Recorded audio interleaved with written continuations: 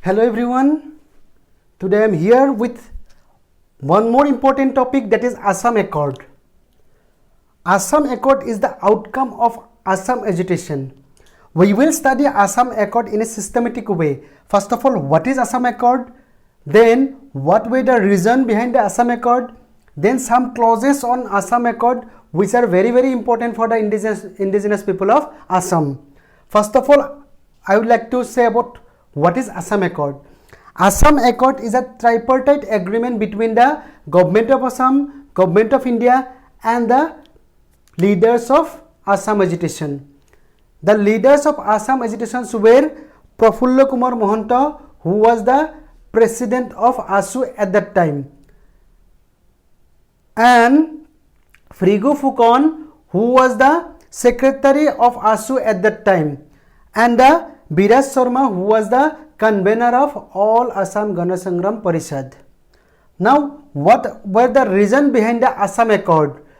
The main reason behind the Assam Accord was Assam agitation. And why Assam agitation took place? Assam agitation took place because we already discussed in the last my video about the Assam agitation, that when the West Pakistani armies, they brutally tortured the Bengali speaking people in Bangladesh and they killed more than lakh people. Out of fear, many people, or many, we can say lakh Bangladeshi people, they fled away from their place and came into the region of Assam, Bengal and the Tripura. And at the same time, what had happened in the Mangalore constituency, Lok Sabha constituency, when Hiralal Patwari, he suddenly passed away, then it was about to conduct the by-election in that Lok Sabha constituency. But unfortunately, it was found that there was a tremendous increase in the number of electorate in that constituency, which laid foundation for the Assam agitation, or that was the trigger point for the Assam agitation led by ASU and Assam Ganasangram Parishad. This I already discussed in my last video. Now, you don't think that Assam has experienced the problems of immigration only in 1971. Assam has been experiencing the problems of immigration from the very early age. If we consider in the late 1800th century or at the beginning of 1900th century, the rigorous land reform policy and the industrial policy implemented by the Britishers made many peoples in the Bengal regions jobless and compelled those peoples to move into the fertile soil of Assam. Besides this, there is a place in the Bengal region which is called Moimansingh region. The peasants from the Moimansingh regions, they were encouraged by the Britishers to move into the fertile soil of Assam because the Moimansingh peasants were known for one of the best cultivators in that regions, and they are one of the most skillful cultivators in that regions. Since Britishers are only hungry for revenues and the taxes, so they encourage those peasants to migrate into the place of Assam. And what happened? There were few people in Assam who opposed this migration of the peasants from that place of Bengal region, and those peoples, they revolt against these movements of the Bengali peasants, and those Assamese people compelled the British government to introduce the line system. What was the line system? Line system basically means the British government, they made a region, within that region only those Bengali peasants can settle, and those regions are lying along the side of river Brahmaputra, or we call those region as the Sor region. So in the Sor region only those Bengali peasants can settle in order to save the ethnicity of indigenous people of Assam, culture of indigenous people of Assam, language of indigenous people of Assam. So in order to save the Assamese identity, the British government, they made a region within which only those Bengali peasants can settle. those regions are called shore region. They are lying along the side of river Brahmaputra. Now we will study about the various clauses of Assam Accord. First of all, we will study clause 5, and clause 5 can be understood by 3 D's. One is detection. Number 2, disenfranchisement.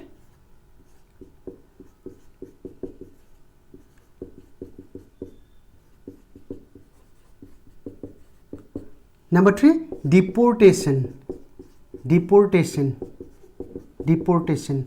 Detection means we have to detect the foreigners.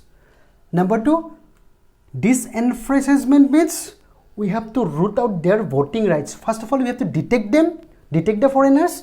Then we have to root out their voting rights. After doing this, we will deport them into their own country. That is called deportation. Now this can be understood by better ways. How? By knowing 2 important dates. One is January 1, 1966, and another is 24th March 1971. If we know these 2 dates, then it is very important for knowing about how to detect them and how to root out their voting rights and how to deport them into their own country. First of all, anyone who came to Assam, anyone means any foreigners who came to Assam before January 1, 1966, including those who had electoral rolls in the election of 1967. I am repeating once more, any foreigners who came before January 1, 1966, including those who had their electoral rolls, who had the names in the electoral rolls of 1967, those foreigners can get voting rights, as well as citizenship. Okay, what I am saying, any foreigner who came to Assam before January 1, 1966, or including those who had their names in the electoral rolls of 1967, those foreigners will get voting rights as well as citizenship both. Okay, any foreigner who came to Assam before January 1966 and including those who had their electoral rolls names, who had their names in the electoral rolls of 1967 elections, they will get both voting rights and citizenship. And anyone who is coming in between these 2 dates, anyone who is coming in between January 1, 1966 and 24th March 1971, they will get citizenship, but their voting rights, they will get voting rights after 10 years. What I am saying, anyone who is coming in between January 1, 1966 and 24th March 1971, anyone means any foreigners who is coming in between January 1, 1966 and 24th March 1971, they will get the citizenship, but they will get the voting rights after 10 years. And anyone who is coming after 24th March 1971, that means any foreigners who came to Assam after 24th March 1971, they will be detected, and they will be deported. They will be deported to their own country. Okay, I am revising once again clause 5. What is clause 5 is saying? Any foreigners who is coming or who came to Assam before January 1, 1966, or those foreigners who had their names on the electoral rolls of 1967 elections, they will get both voting rights and citizenship. Anyone or any foreigner who came to Assam in between January 1, 1966 and 24th March 1971, they will get the citizenship, but they will get the voting rights after 10 years. And anyone or any foreigners who came to Assam after 24th March 1971, they will be detected and they will be deported. This is what clause 5 is saying.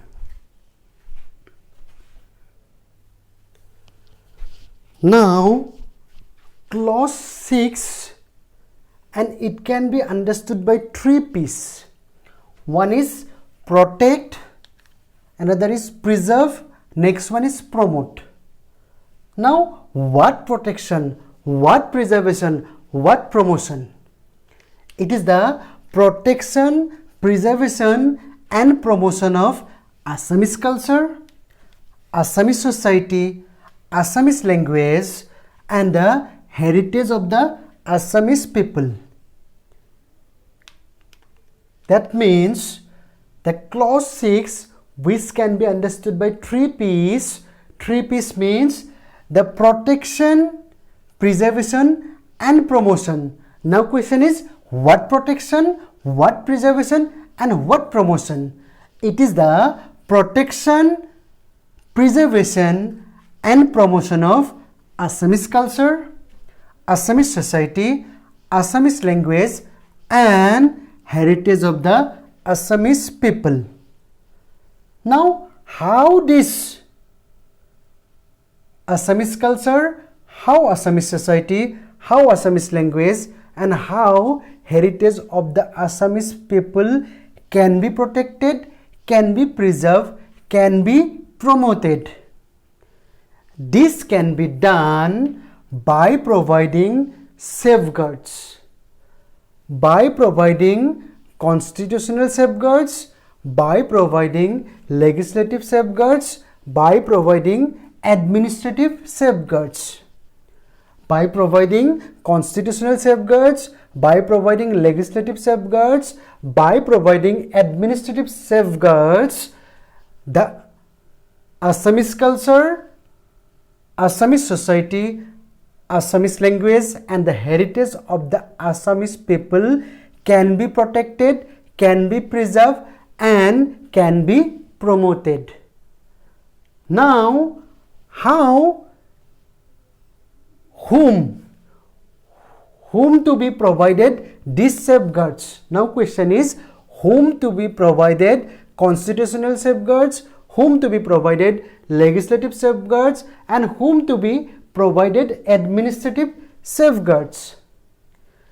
This is to be provided to the indigenous people of Assam.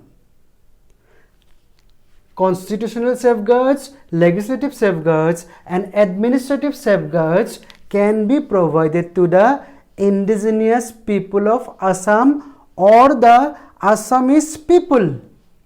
Now question is, who is the Assamese people or who is the indigenous people of Assam? For that, Home Ministry constituted a high-level committee on clause 6 of Assam on January 4, 2019. But owing to the Citizenship Amendment Bill protest, most of its members have been resigned. So, Home Ministry reconstitutes another high-level committee on clause 6 of Assam on the mid of July 2019 headed by Biplab Sharma. On January 4, 2019, Home Ministry already constitutes one high-level committee to implement the clause 6 of Assam.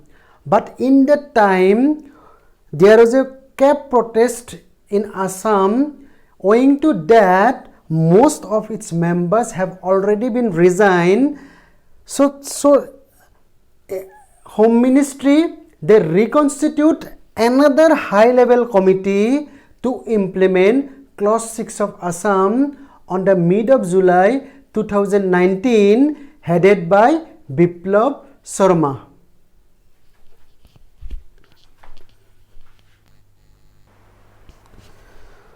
Now, Biplab Sharma committee, which was appointed by Home Ministry in order to define Assamese or indigenous people of Assam, they has also submitted many other recommendations besides the defining Assamese. Number one, of course, I did. The Biplab Sharma committee was recommended the definition of Assamese, but NRC of 1951 will be used as base year to identify Assamese people. Remember, which I already told in the clause 5, that anyone means any foreigners who came to Assam up to midnight 24 March 1971, they will get the citizenship, but they will not come under the definition of Assamese, because according to Biplab Sharma committee, the NRC of 1951 will be used as the base year to identify the Assamese people. So those peoples who came to Assam, those foreigners who came to Assam up to 24th March midnight 1971, they will get the citizenship, no problem, but they will not come under the definition of Assamese. That's why they will not get benefit of the clause 6. Number 2, reservation of 80% seat in parliament, legislative assembly and local bodies, and some member also suggests 100% reservation. Number 3, creation of upper house in the state. The upper house is also called legislative council. So in Assam we don't have upper house, so the Biplab Sharma committee has also recommended for the creation of upper house in the state. Now number 4, introduction of inner line permit. Now what is inner line permit? Inner line permit means if any outsiders wanted to go to Arunachal or Nagaland or Mizoram, then they have to take permission from the government of Arunachal, government of Nagaland, government of Mizoram. Outsider means he may be from Assam, he may be from, suppose somebody wanted to go Arunachal from Assam, or somebody is from UP wanted to go Arunachal, or somebody from the Pakistan or somebody from the USA wanted to go Arunachal, then they are considered as outsiders, maybe from any other Indian state or maybe from foreigners. They have to take permission from the state of Arunachal. In the same case, in the Nagaland also, any outsiders wanted to go Nagaland, they have to take permission from the government of Nagaland. In the Mizoram also. Okay. So actually inner line permit is the British law. It is what? British law. ILP regime states outsiders, including people from other states, need to take permission. There is also protection for the lands with regards to land, jobs and other facilities. And recently Manipur also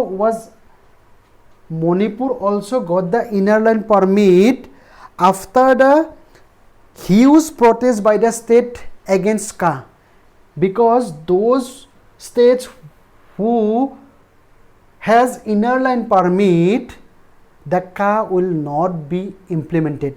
Citizenship Amendment Act will not be implemented in those states which comes under inner line permit. Next, number 5, completely seal the international border with Bangladesh.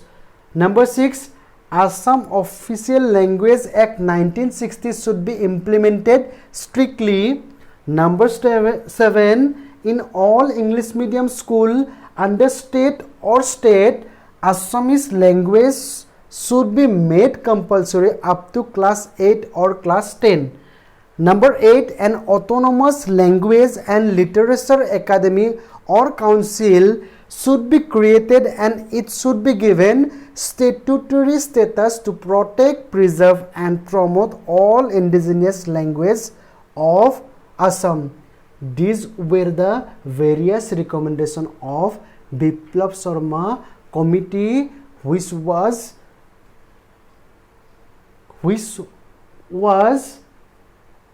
constituted by Home Ministry in order to implement clause 6 of Assam Accord. Now clause 7, which relates with the economic development in the state of Assam. Number A, construction of rail cum road Bogibeel Bridge. And the Bogibeel Bridge is the India's longest rail cum road bridge. It is constructed over river Brahmaputra. It was the starting of this project was happened in 2002, but it was completed and inaugurated on the date of 25th December 2018 by our Honorable Prime Minister Sri Narendra Modi. And this date is very important because this is the birthday of our former Prime Minister Atal Bihari Vajpayee. So on that day, our Honorable Prime Minister inaugurated the rail cum road Bogibeel Bridge, which is constructed over river Brahmaputra. Next, setting up of Numaligarh Refinery, Assam Gas Cracker Project at Dibrugarh. The place specifically is said to be Lepetkata.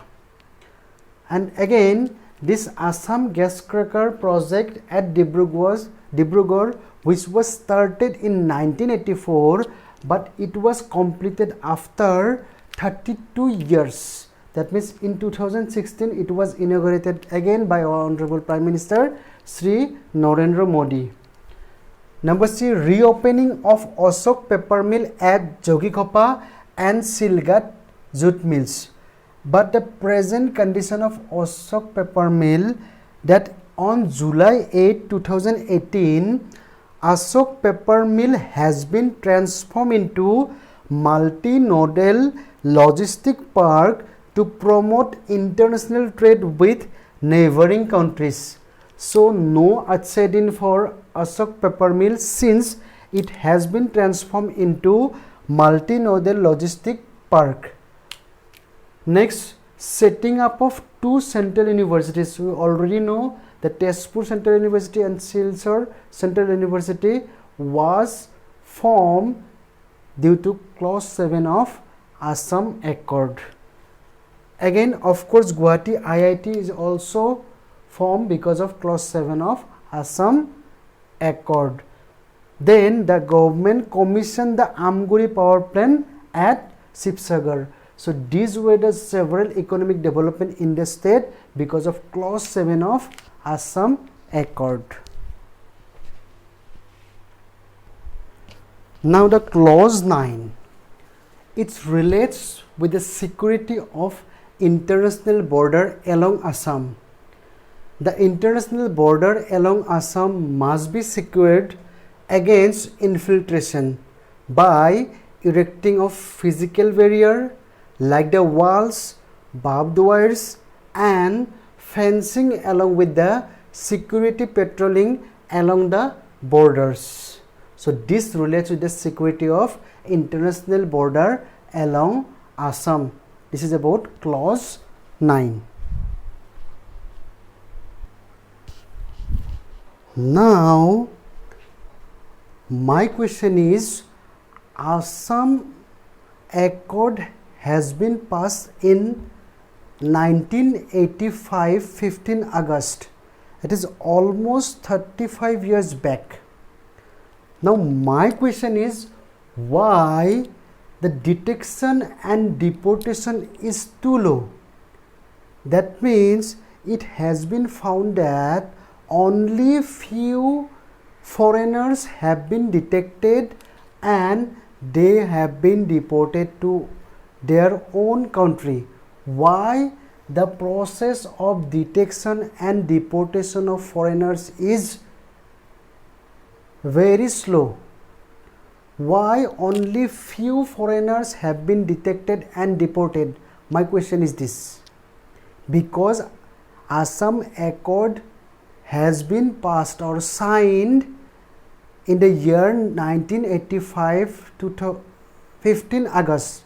1985, 15 August, it is almost 35 years back.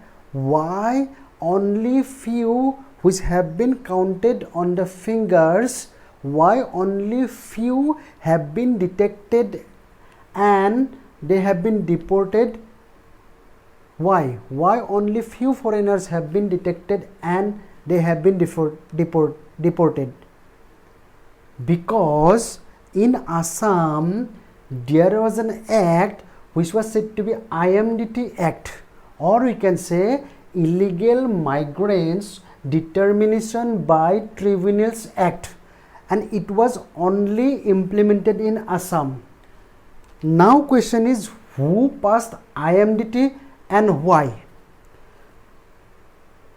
If we look back the Assam agitation, according to the Madam Indira Gandhi and her government, that the Bengali Muslim had been targeted during Assam agitation. So in order to give them protection, the IMDT Act had been passed. Now question is, how this act provides the protection to the Bengali Muslims? Because suppose X is a person who is saying that Y is an illegal migrant. X is a person who is saying that Y is an illegal migrant. Now X has to prove himself that Y is a foreigner. X himself has to prove that Y is a foreigner. So it is a very difficult process, X to prove Y is a foreigner. Okay, so it's a very difficult process to prove that Y is a foreigner. Okay, X person who is saying that Y is a foreigner. So X has to prove that Y is a foreigner, and it's a very difficult process, I am saying. So in this way, those targeted Muslim were protected. Now in 2005, the IMDT Act has been struck down by the Supreme Court of India in the case of Sarbananda Sonowal versus Union of India. So once this IMDT Act has been struck down, now the process of detection and deportation become very easy for the foreigners. Now once the IMDT has been struck down, now Foreigners Tribunals Act is going to be implemented, and Foreigners Tribunal Act is a very easy process in which the foreigners can be easily detected and can be deported. But it took almost 9 years to start the process of NRC in Assam. That means after it, IMDT Act has been struck down in 2005, but there was no NRC process immediately after 2005. It was started only in 2014 once the Supreme Court set a deadline that the process of NRC must be started on 2014. Why? Because there was a clash between the Bodos and non-Boros in BTC region. Non-Boros are specifically the Bengali Muslims. So in that clash, many of the indigenous people, or we call Boros, as well as many of the Bengali speaking people or Muslim Bengali had been killed. So since after that many petitions have been filed in the Supreme Court, at last Supreme Court set a deadline to find out the illegal migrants through a process of NRC, and Supreme Court himself take the responsibility of monitoring the whole process. Now the process of NRC has been completed in the last year, but till now it is not implemented. In the next class I would like to do the NRC in details, and today that's all. Thank you very much.